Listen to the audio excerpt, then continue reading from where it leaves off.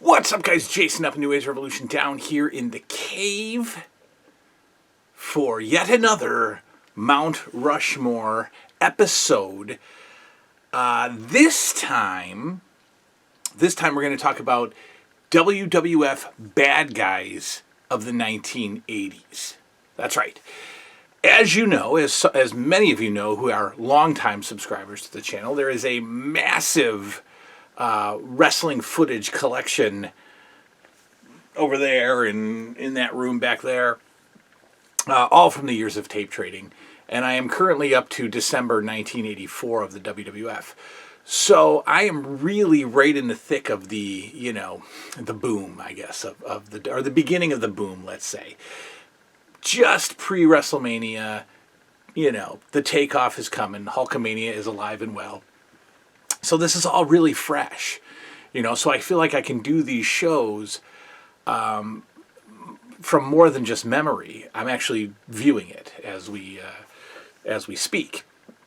And for new subscribers, go over and check out Wrestling with the Past on the channel, and you will experience these shows, the WWF 1984 from January to December. You will experience them with me as I watch them and talk about them.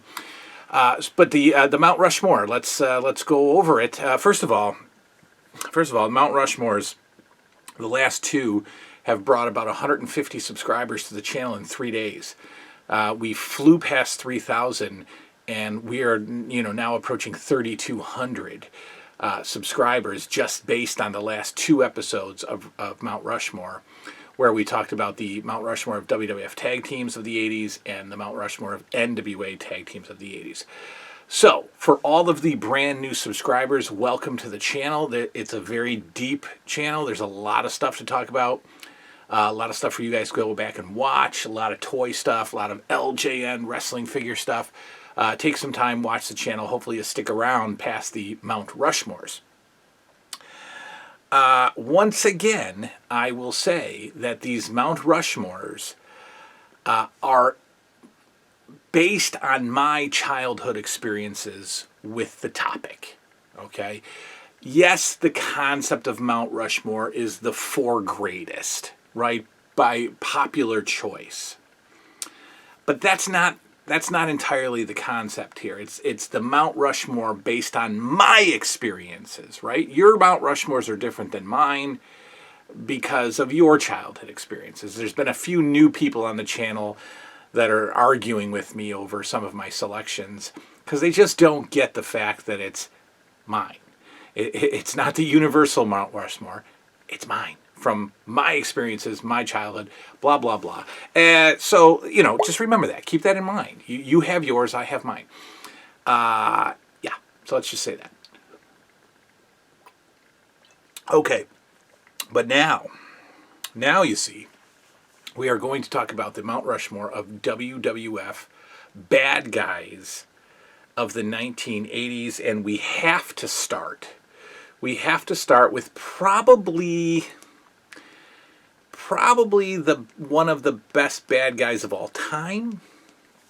When you think of bad guys, with wrestling, there's always heel turns and face turns, and the guy will turn good and vice versa.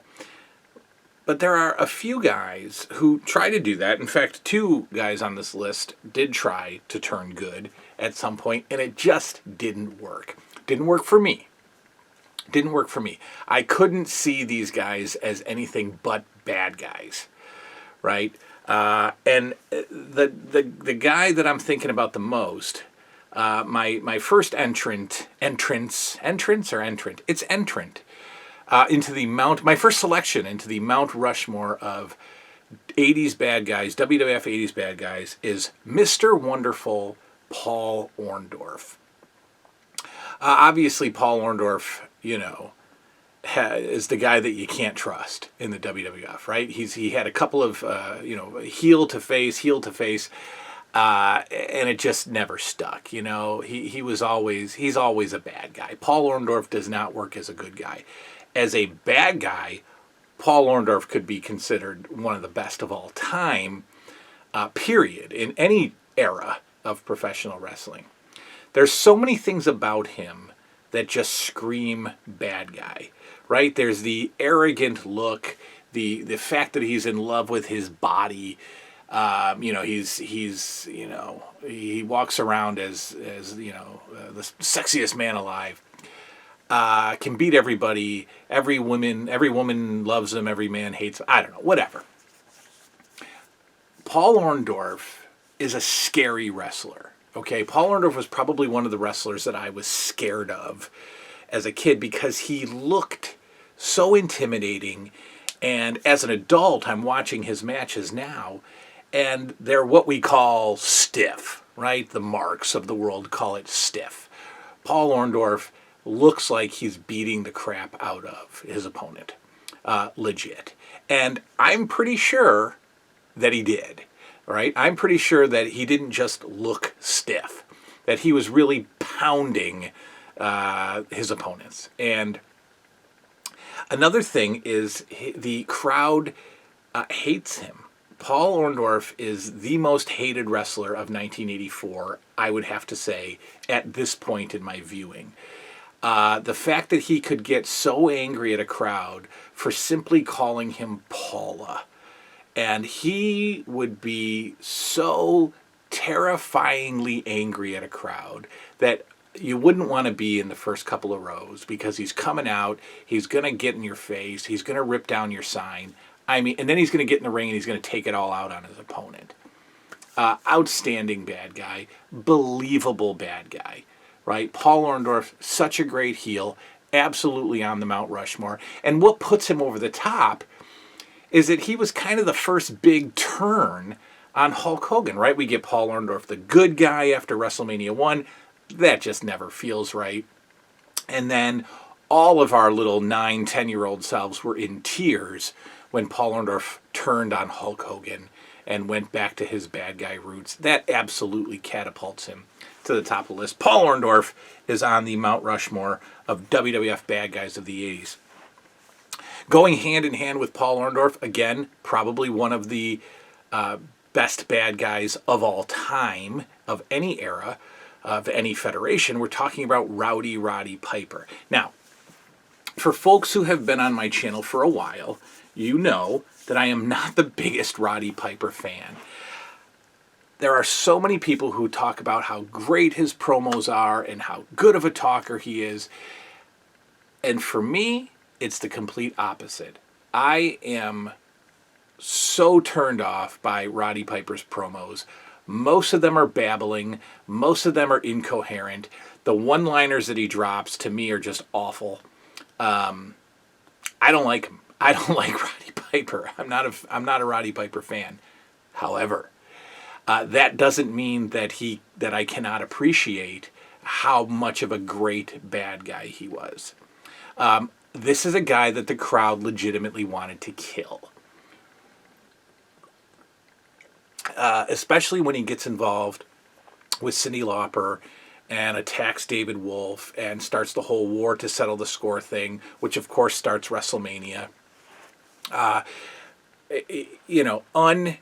Unmatchable bad guy heat, as they call it. The crowd wants Roddy Piper dead. And you really see that during the Roddy Piper... Forget the Roddy Piper-Hulk Hogan feud. Forget that. The Roddy Piper-Jimmy Snuka feud is when you see the crowd wanting to kill Roddy Piper. I think Roddy Piper knew the crowd wanted to kill him. It's so fun to watch the MSG house shows and the Philly house shows where Piper, does something horrible, breaks Snuka's neck, does something awful, and then has to somehow get from the ring to the dressing room. Okay, and that's when you see tough guy Roddy Piper, big talker Roddy Piper, totally cowering and running back to the dressing room because he knows, smartly, intelligently, correctly, he knows he better get back there soon or he's going to get smashed in the head with something thrown from the lunatics in the crowd. When Roddy Piper turned good, it did absolutely nothing for me. I don't think he was ever truly a good guy. I don't really ever think Roddy Piper was a baby face, even when he was a good guy. He was still, cocky Roddy Piper. I don't think he ever officially turned good, right? I think we eventually just appreciated and respected Roddy Piper, and I'm talking about maybe his WCW days, maybe the good guy run of like 91, 92, the Intercontinental title run. I just think we appreciated Roddy Piper for who he was, but there's no better bad guy when it comes to infuriating the crowd as Roddy Piper. Absolutely hands down. Next up on my list, and again, this guy, this is another guy that you could never see as a good guy. This guy is a good guy, would never ever work in any era. With this guy, we're working the pro-America, anti-anywhere else mentality of the wrestling crowds of the 80s. Coming off the Cold War, I mean, this really doesn't apply to him, but, the USA versus everybody else concept of the 80s.